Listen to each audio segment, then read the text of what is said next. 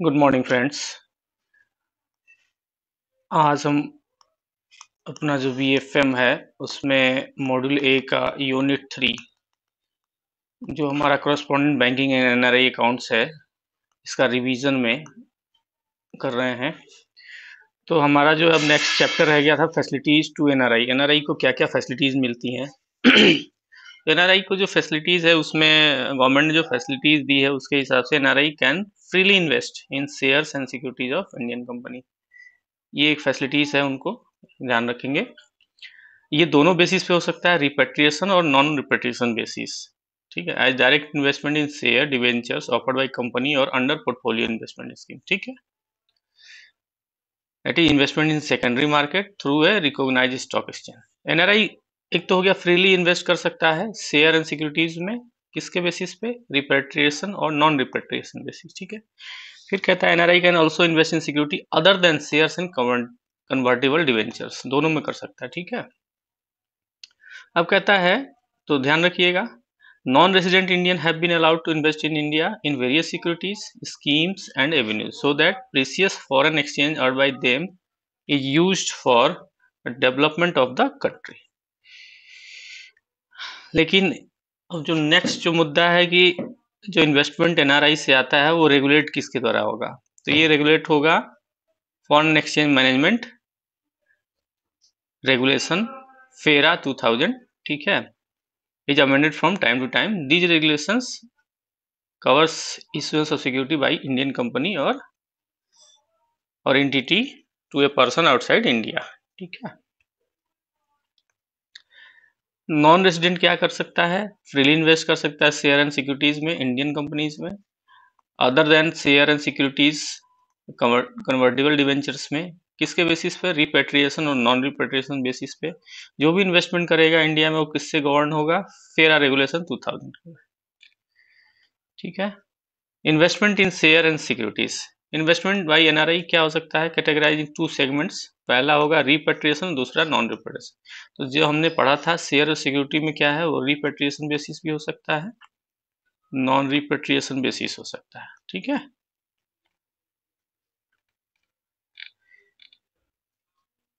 अब यहाँ पे कहता है investment in share convertible debentures on repatriation basis. तो यहाँ पे है जो नॉन रेजिडेंट है, being an Indian citizen as also foreign citizen of Indian origin permitted to freely invest in shares और convertible debentures of a Indian company carrying almost every kind of business in India barring few cases. ठीक है, कुछ cases को छोड़ के जहाँ पे RBI की परमिशन रिक्वायर्ड है, कहीं भी फ्रीली इन्वेस्ट कर सकता है। और ये इन्वेस्टमेंट क्या होगा, रिपेट्रिएशन बेसिस पे हो सकता है, नॉन रिपेट्रिएशन बेसिस पे हो सकता है। नॉन रिपेट्रिएशन बेसिस का मतलब कुछ पैसा आप ले जा सकते हैं, कुछ पैसा नहीं ले जा सकते। तो repatriation is govern by various investment caps and ceilings. अब आप पैसा लेके तो जा रहे हैं, बट उसमें क्या है कि आप सारा पैसा कैसे लेके जाएंगे, उसके भी लिए कुछ सीलिंग्स लगी हुई हैं। As the company required to comply with the procedure aspects such as submission of necessary details, report, certificate, chartered accountant. ठीक है,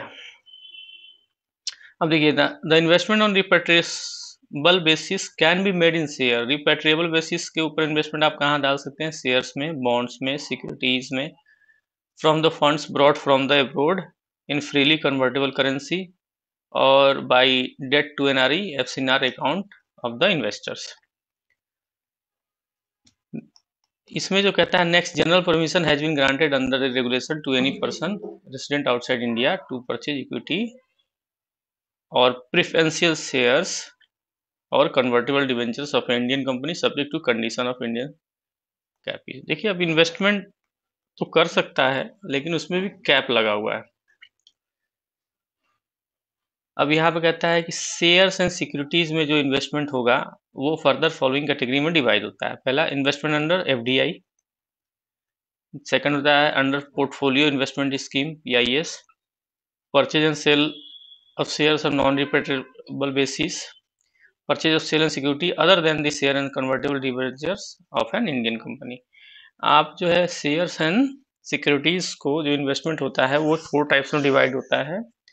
पहला एफडीआई, दूसरा हो गया पोर्टफोलियो इन्वेस्टमेंट स्कीम। तीसरा हो गया purchase of share on non repatriable basis, मतलब आप उसको पूरी तरह से फ्रीली ट्रांसफर करके बाहर नहीं लेके जा सकते। Purchase of share security other than the shares, ठीक है। तो NRI can purchase share and debentures of the Indian company subject to condition let down in FEMA, ठीक है। कुछ इंपॉर्टेंट पॉइंट्स देख लेते हैं। NRI and person of PIO can purchase or sell shares fully mandatorily convertible debentures of Indian company on stock exchange under portfolio investment। ये क्या कर सकता है, PIO होगा या जो NRI होगा वो क्या कर सकता है, परचेज और सेल कर सकता है कहाँ पे, स्टॉक एक्सचेंज में अंडर PIS स्कीम में, ठीक है। तो इसको कहाँ अप्लाई करना होगा, किसी भी डेजिग्नेटेड बैंक ब्रांच में जो पोर्टफोलियो इन्वेस्टमेंट डील करती हो। अब यहाँ एक देखिए, एन एनआरआई इसको एन एनआरआई और PIO can purchase share up to 5% of the paid up capital of a Indian company. 5% paid up capital, किसी भी कंपनी के 5% से ज्यादा पेड अप कैपिटल से ज्यादा शेयर परचेज नहीं कर सकता।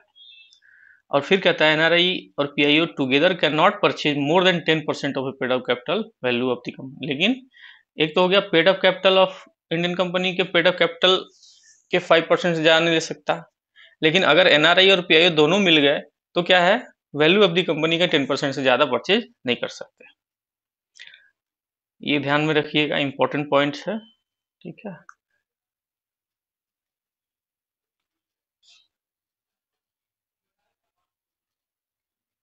कहाँ क्रेडिट होगा, इन्वेस्टमेंट एनआरओ अकाउंट्स में, और ये टैक्सेबल भी होगा, ठीक है, ये टैक्सेबल है।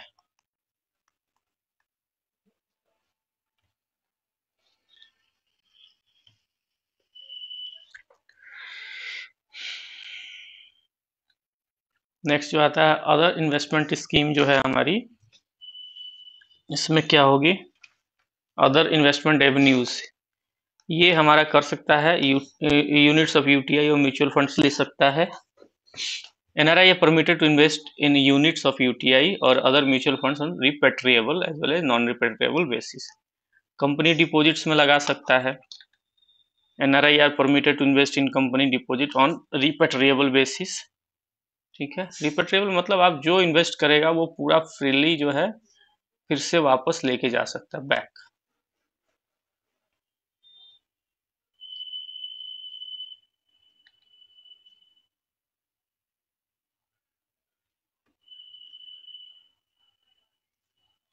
देखिए यहाँ पे कहता है मिनिमम पीरियड ऑफ 3 years आपको रखना पड़ेगा, provided deposit at for a minimum period of 3 years are within the ceiling prescribed by the RBI।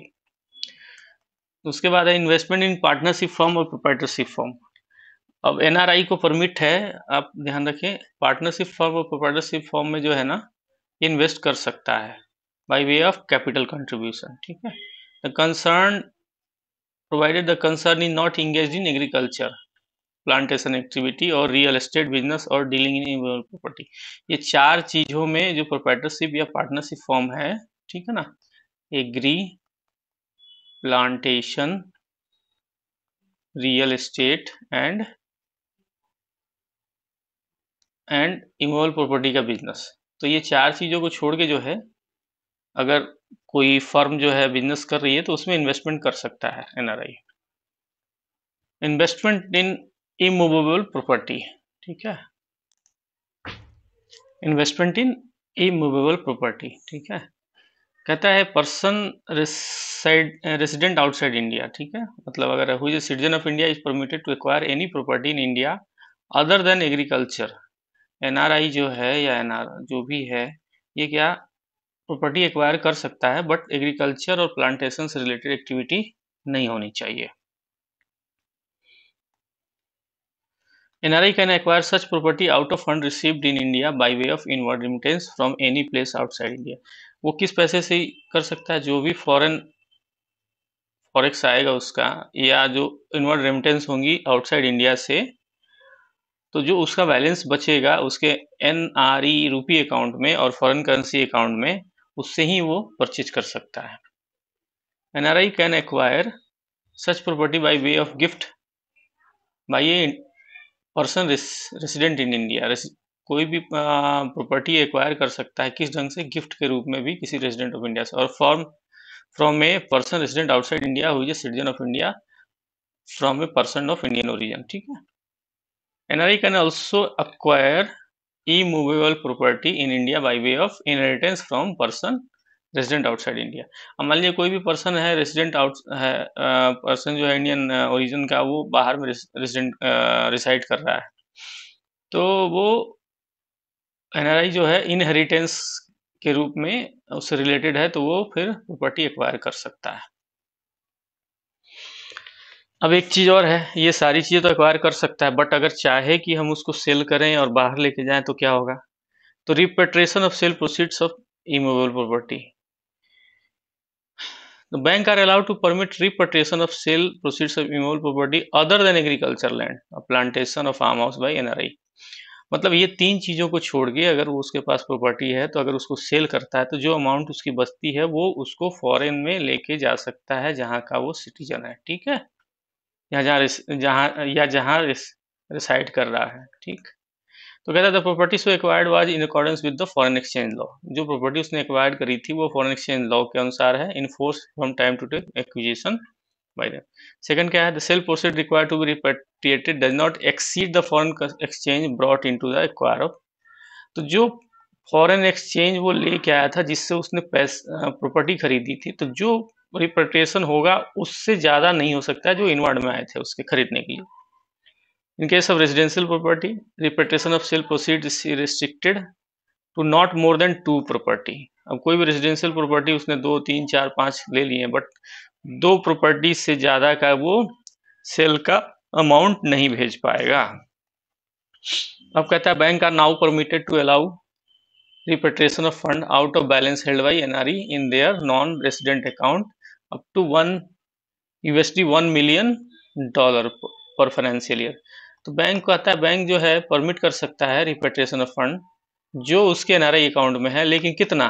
$1 million से ज्यादा नहीं कर सकता। $1 million representing sale proceeds of immovable property held by them without any lock in period subject to payment of applicable tax. इसमें TDS लगेगा। ठीक है।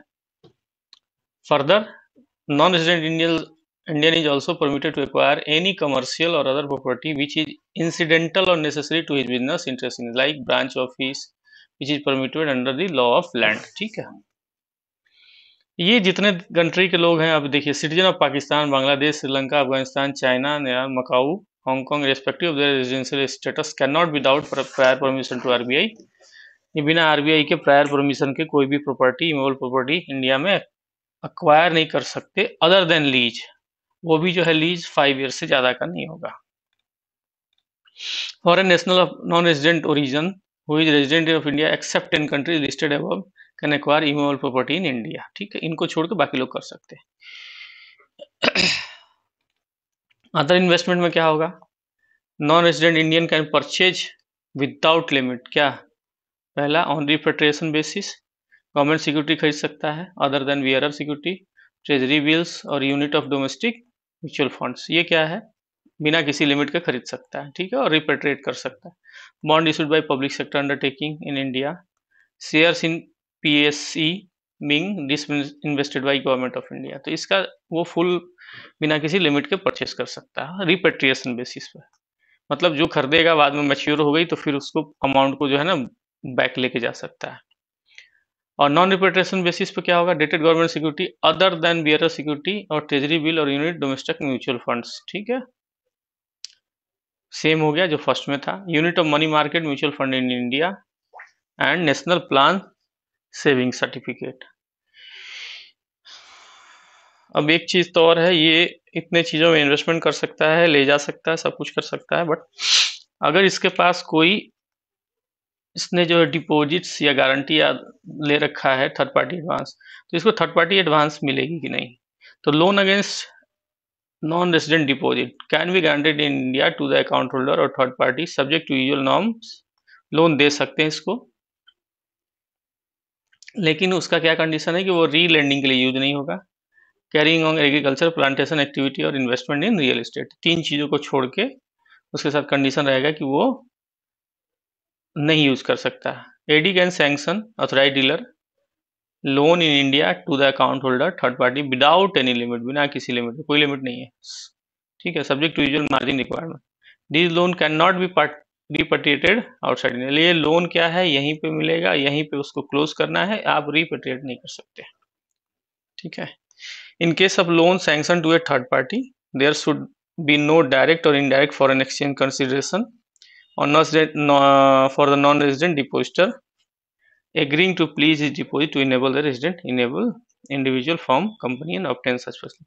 In case of loan sanction to the account holder, it can be repaid either by adjusting deposit। जो loan sanction हो गया तो उसे क्या, उसको कैसे क्लोज करेंगे, either by adjusting deposit और inward remittance from outside India through banking channel, ठीक है। अब कहता है authorise dealer may allow their branches correspondent outside India to grant loans. AD क्या है, ऑथराइज कर सकता है कॉरेस्पॉन्डेंट ब्रांचेस को to grant loans in favor of non-resident deposits or third party with a request of depositor for bona fide purpose against the security held in NRE। NRE account में जो security है उसके basis पर यहाँ का bank जो है अपने कॉरेस्पॉन्डेंट बैंक को, जो फॉरेन बैंक्स हैं उनको परमिट कर सकता है कि वो लोन सैंक्शन कर सकें, ठीक है ना। The facility for premature withdrawal of the deposit will not be available where loans against these deposits are available। अगर लोन ले लिए तो ऑब्वियसली आप प्रीमेच्योर डिपॉजिट नहीं कर सकते, नॉर्मली होता नहीं है, ठीक है, बट एनआरआई के केस में बिल्कुल ही ये है कि आप नहीं कर सकते। देखिए term loan shall be include out types of fund based on non fund based facilities, ठीक है। अब लोन आउटसाइड इंडिया अगर आप लेते हैं तो एडी में allow their branches correspondent outside India to grant loan to or in favor of non-resident depositor or third party in request of depositor for bona fide purpose against security of fund held in NRE, ठीक, FCNR India, subject to usual margin। Rate of interest of the loan will be as per the guidelines of RBI, ठीक है। Housing loan मिल सकता है कि नहीं NRI को, तो कहता है कि हाउसिंग लोन आप जो है एनआरआई को दे सकते हैं for acquisition of a residential accommodation, ठीक है। क्या होगा, क्वांटम ऑफ लोन क्या होगा, margin money and period of repayment service same applicable to resident Indian. जो रेजिडेंट इंडियन के लिए कंडीशन है टीएनसी सेम आपको नॉन रेजिडेंट के लिए होगा, लेकिन जो लोन अमाउंट होगा वो एनआरई और एफसीएनआरबी अकाउंट में क्रेडिट नहीं होगा। Loan shall be fully secured by equitable mortgage होगा प्रॉपर्टी का एक्वायर्ड, ठीक है। Repayment shall be remittance from abroad और बाय डेबिट हिज एनआरई और एफसीएनआर और एनआरओ अकाउंट, ठीक है। और rental income derive from renting out the property, कोई प्रॉपर्टी खरीदा उससे रेंट जो आ रहा है उससे भी आप जो है इस लोन को एडजस्ट कर सकते हैं, या बाहर से आपका जो इनवर्ड रेमिटेंस आ रहा है उससे बंद करिए, या आपके एनआरई एनआरओ अकाउंट में जो अमाउंट बचे हैं उससे एडजस्टमेंट किया जा सकता है। तो ये फैसिलिटीज टू एनआरआई कर था हमारा यूनिट 3 का जो बचा हुआ था वो हमने कंप्लीट किया। फ्रेंड्स आप अगर चाहें तो इसको जो है अपने जो मैं इसमें उच्चारित करता हूँ, आप चाहें तो पॉइंट वाइज आप अपनी नोट्स बना सकते हैं। हमने फैसिलिटीज टू एनआरआई आज देखी अभी, ठीक है। मैं कोशिश करूंगा कि आपको एग्जाम तक बीएफएम के मैक्सिमम जो है रिवीजन करा दूं, उसके अलावा वन लाइनर क्वेश्चन भी दूं, प्रोवाइड करा सकूं आपको। मेरा टारगेट ओनली बीएफएम है, क्योंकि मेरी चैनल नई है और मैंने बीएफएम और इस सीआईबी के एग्जाम में बीएफएम एक टफ चैप्टर है, तो मैंने पहले बीएफएम पे ही कंसंट्रेट किया है। बीएफएम करेंगे, फिर आपका नए सेशन में जब नई एक और सिलेबस लागू होगी तो उसमें एक और चैप्टर है, एक और जो बुक्स ऐड हो रहा है या एक और सब्जेक्ट जो ऐड हो रहा है वो भी टफ है, तो मैं पहले नेक्स्ट उसको भी कंप्लीट करूंगा, देर आफ्टर बाकी एवीएम्स और रिटेल्स और अदर्स जो है उसको धीरे धीरे कंप्लीट करेंगे। ट्रू और फॉल्स फ्रेंड्स आप खुद से देखें, बाकी मैंने बना रखा है इसमें। कीवर्ड्स तो आपको याद ही होंगे एफसीएनआरबी, ठीक है, ये तो बिल्कुल इजी है, ठीक है फ्रेंड्स। ओके फ्रेंड्स, हमारा यूनिट 3 का जो रिवीजन है वो कंप्लीट होता है। आप चाहें तो हमारे चैनल को लाइक कर सकते हैं, शेयर कर सकते हैं, सब्सक्राइब कर सकते हैं, और एक बेल आइकन होता है, आप इसको प्रेस कर देंगे तो आपको इजी नोटिफिकेशन मिल जाएगा। ठीक है, आप चाहें तो आप अपने फ्रेंड को भी इसका लिंक शेयर कर सकते हैं ताकि वो भी इसको देख सकें अगर उनकी रिक्वायरमेंट है तो। Thank you friends.